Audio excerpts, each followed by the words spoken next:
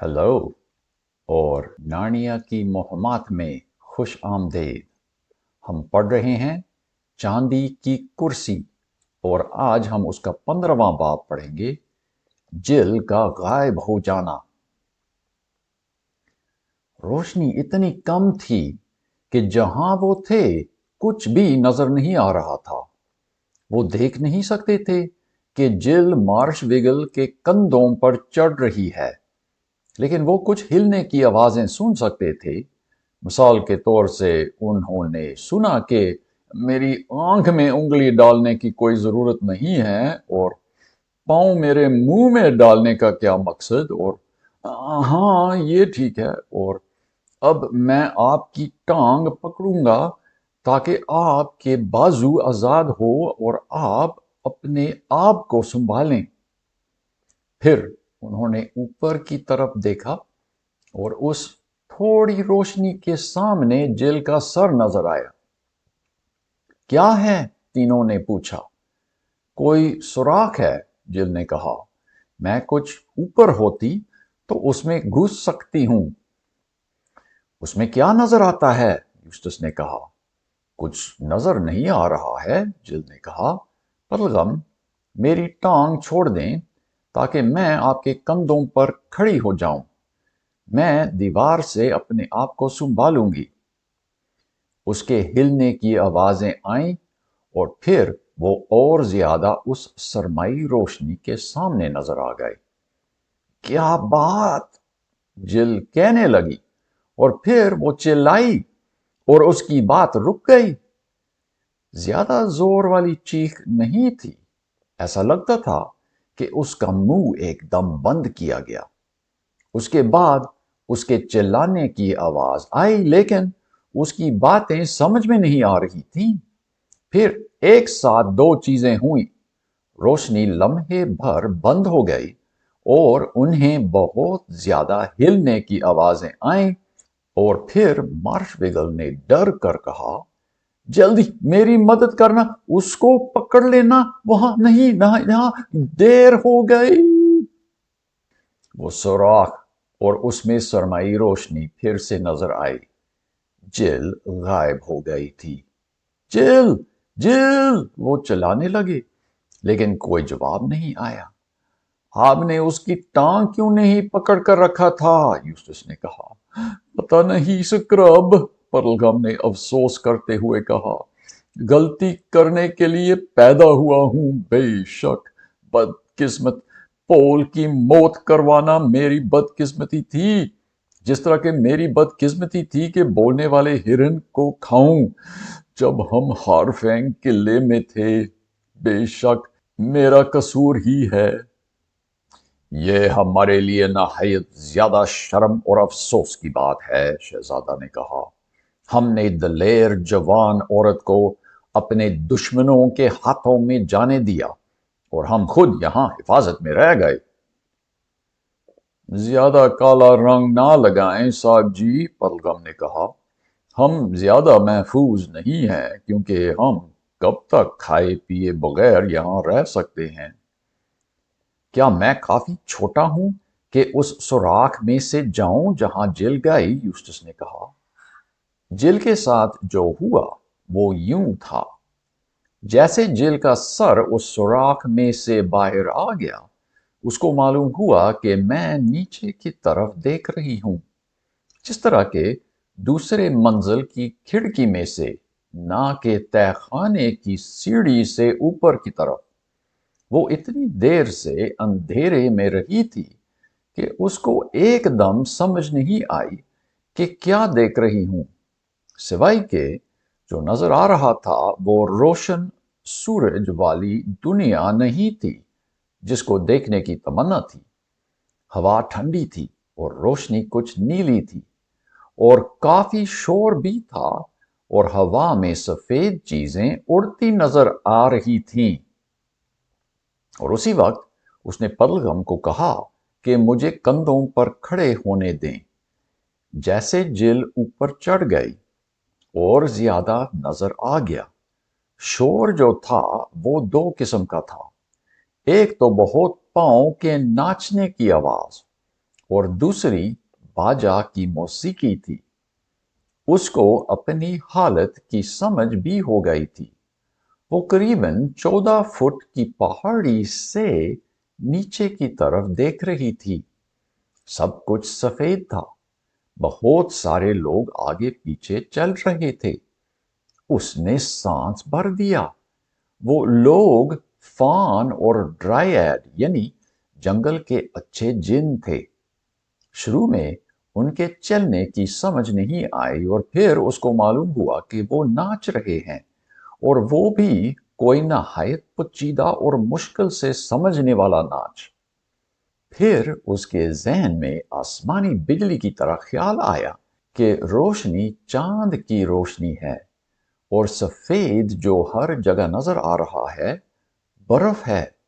سمجھ آ گیا، اور وہاں کالے آسمان میں ستارے نظر آئے، اور ناچنے والوں کے پیچھے کی کالی کالی چیزیں درخت ہیں۔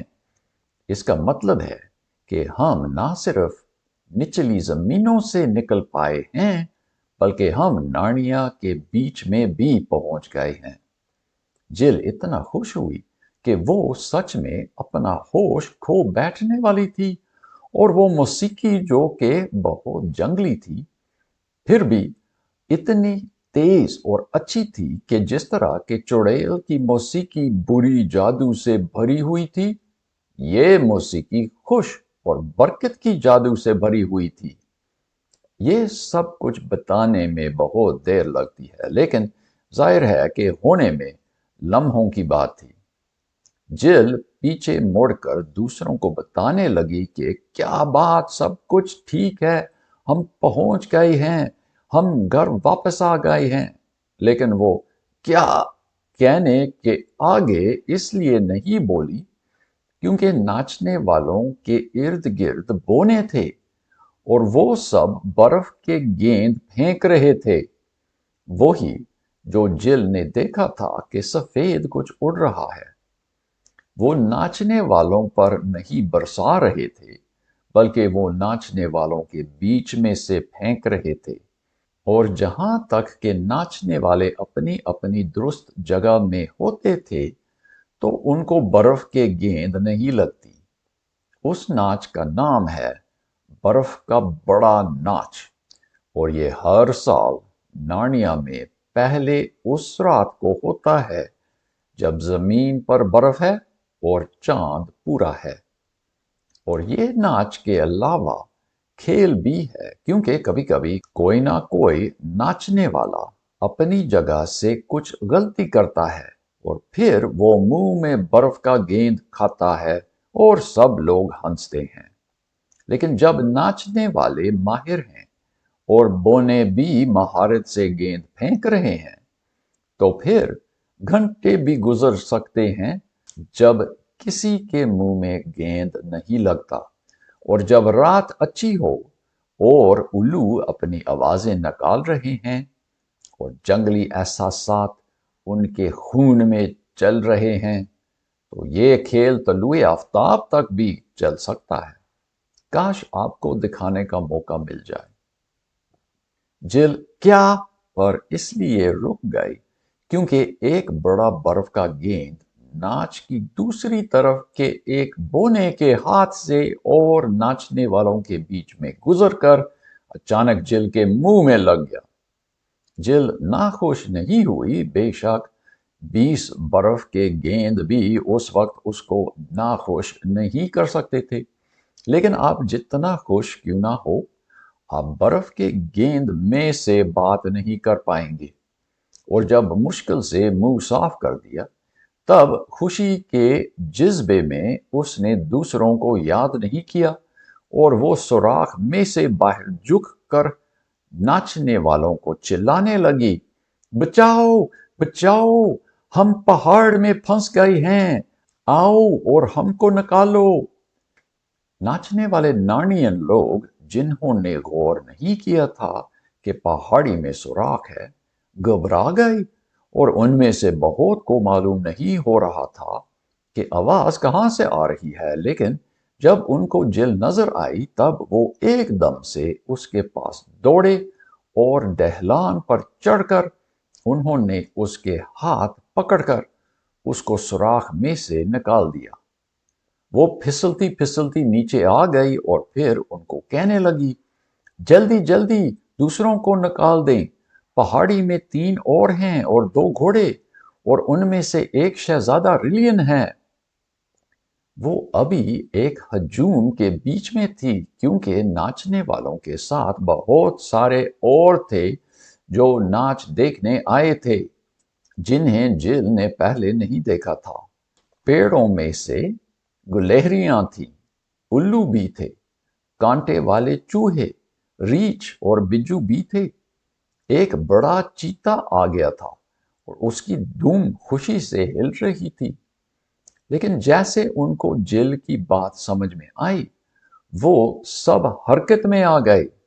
بیلچے اور کدال بھائیو، جلدی سے اپنے اوزار لے آؤ، بونے کہنے لگے، اور وہ دوڑے دوڑے لینے گئے۔ کچھ زمینی چوہوں کو جگاؤ، وہ کھدوائی میں ماہر ہیں، کسی نے کہا۔ کیا اس نے شہزادہ ریلین کا ذکر کیا تھا؟ کسی نے کہا۔ ہش، چیتا نے کہا، بیچاری بچی پاگل ہو گئی ہے، وہ پہاڑ کے اندر گم تھی۔ تو کیا حیرانی کہ ایسا ہوا ہے، اس کو معلوم نہیں کہ کیا کہہ رہی ہے۔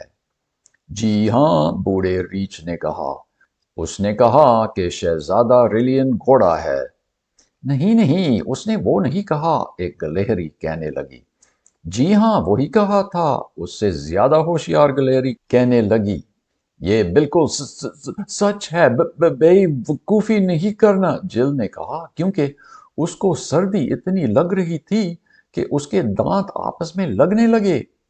اچانک ایک ڈرائیڈ نے اس کے اوپر نرم پشم کا چوغا پھینک دیا، جو کسی بونے نے چھوڑ دیا جب اپنے اوزار لینے چلا گیا۔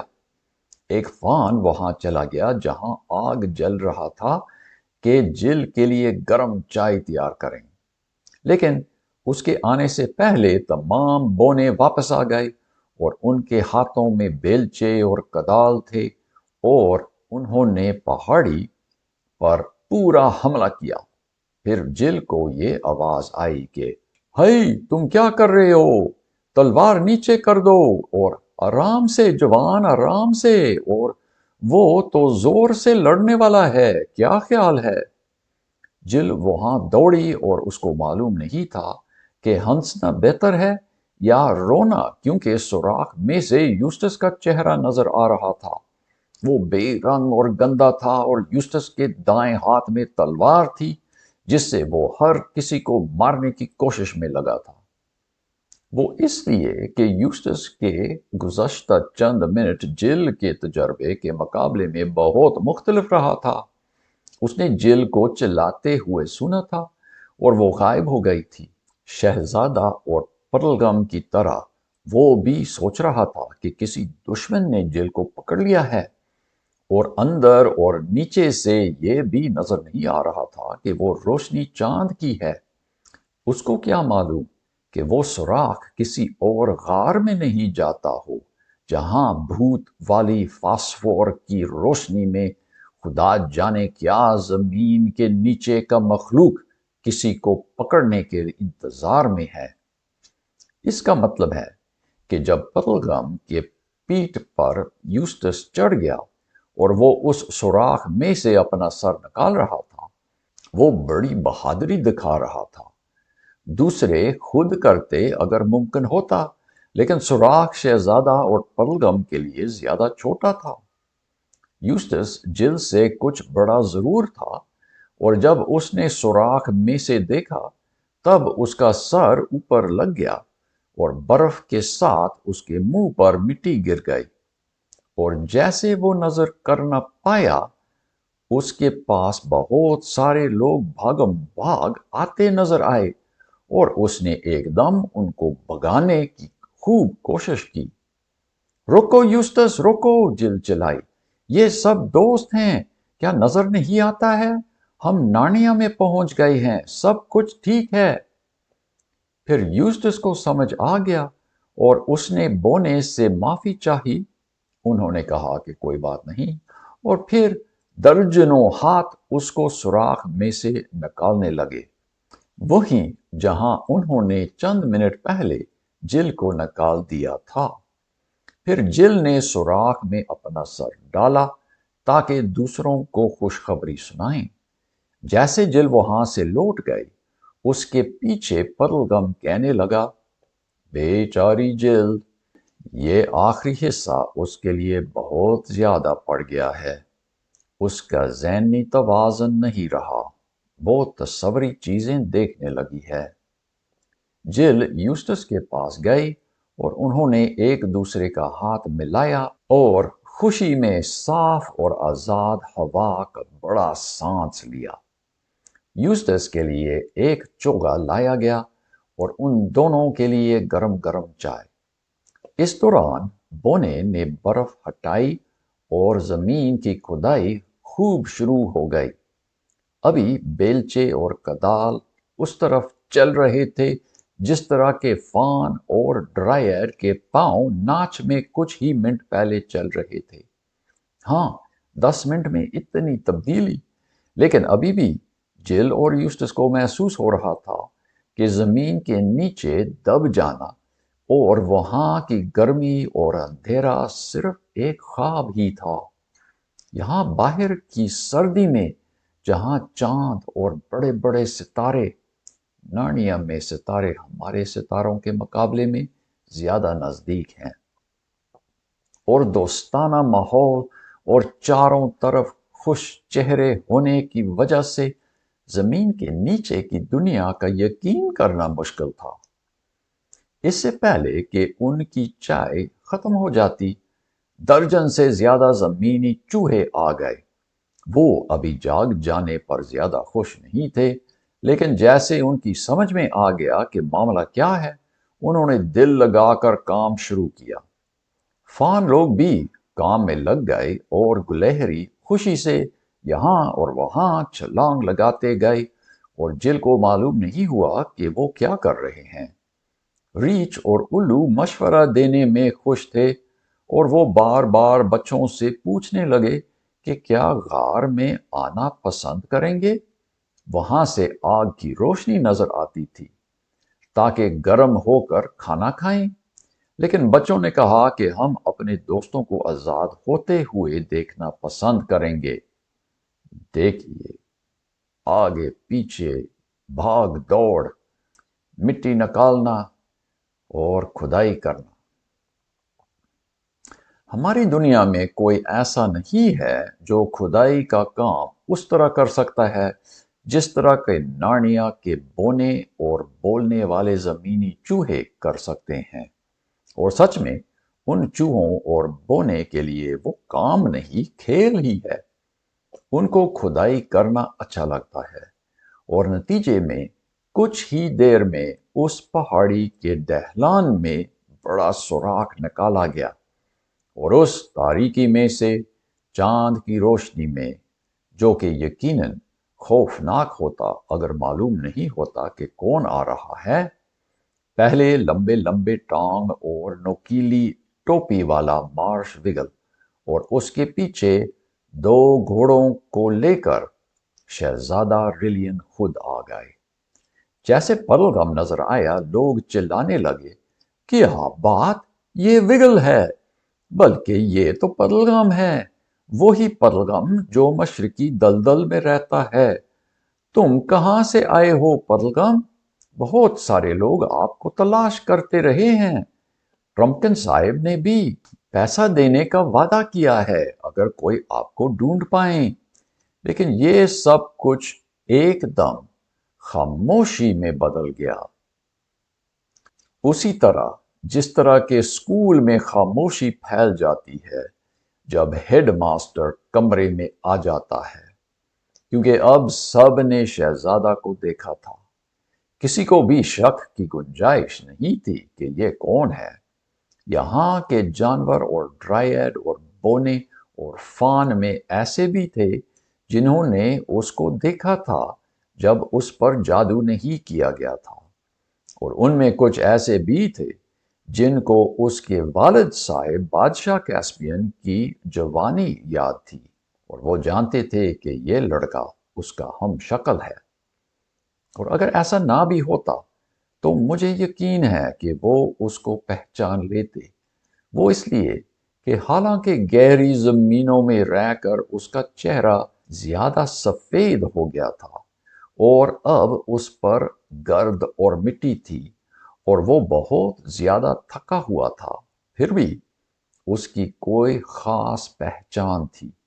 اس کے چہرے پر شاہی انداز تھا، جو کہ نارنیا کے بادشاہوں کو ہوتا ہے، جو ازلان کی مرضی سے شہنشاہ پیٹر کے تخت پر نارنیا کی بادشاہت کرتے ہیں۔ فوراً ہر ایک نے سر سے ٹوپی اتار کر گھٹنا ٹیکا، پھر ایک دم سے وہ تمام چلانے اور خوشی کے نعرے لگانے لگے اور چھلانگ اور ناچ اور ایک دوسرے کو گلے لگانا اور ہاتھ ملانا، اور اتنی خوشی کہ جل کی آنکھوں میں آنسو آئے۔ ان کی تمام کوششیں کامیاب رہیں، اور سچ میں نتیجہ ان کوششوں کے لائق بھی تھا۔ شہزادہ جی، برائے مہربانی، ایک بزرگ بونے نے کہا، وہاں غار میں کچھ کھانا تیار کیا گیا تاکہ ناچ کے تمام ہونے پر کھایا جائے، آئیے گا۔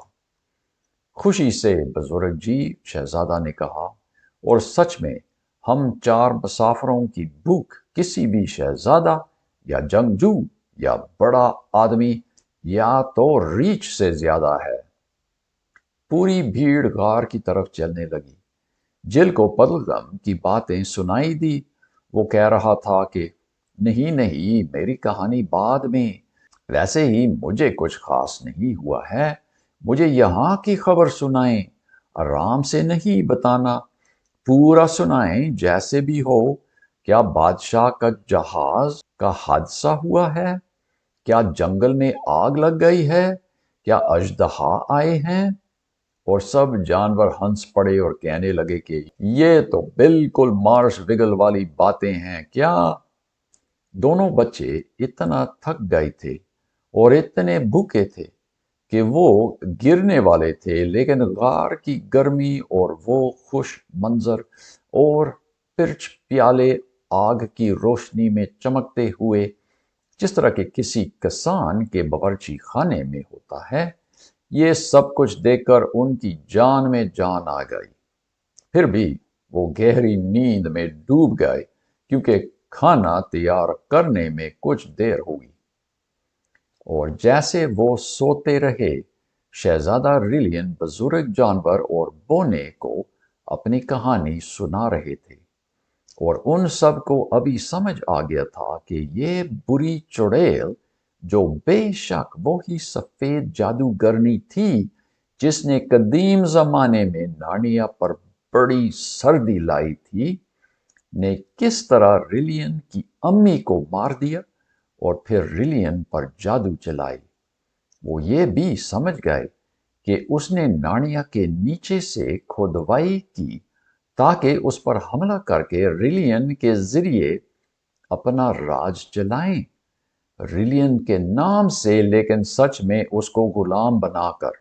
اور کس طرح اس چڑیل کو معلوم نہیں تھا کہ سچ میں ریلین نارنیا کا راجا ہونے کا حقدار ہے اور بچوں کا اس میں حصہ، اور یہ بھی کہ چڑیل ہارفینگ کے دیو کے ساتھ ملی ہوئی تھی۔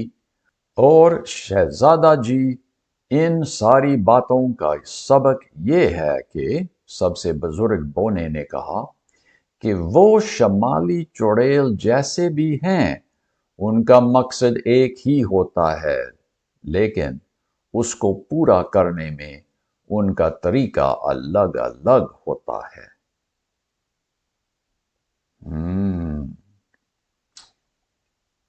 ان کا طریقہ الگ الگ ہوتا ہے، لیکن ان کا مقصد ایک جیسا، نارنیا پر قبضہ کرنا۔ کتنی بری بات۔ اوکے، ایک اور چیپٹر رہتا ہے، اس چیپٹر میں پھر سے ملاقات ہوگی۔ خوش رہو، خدا حافظ۔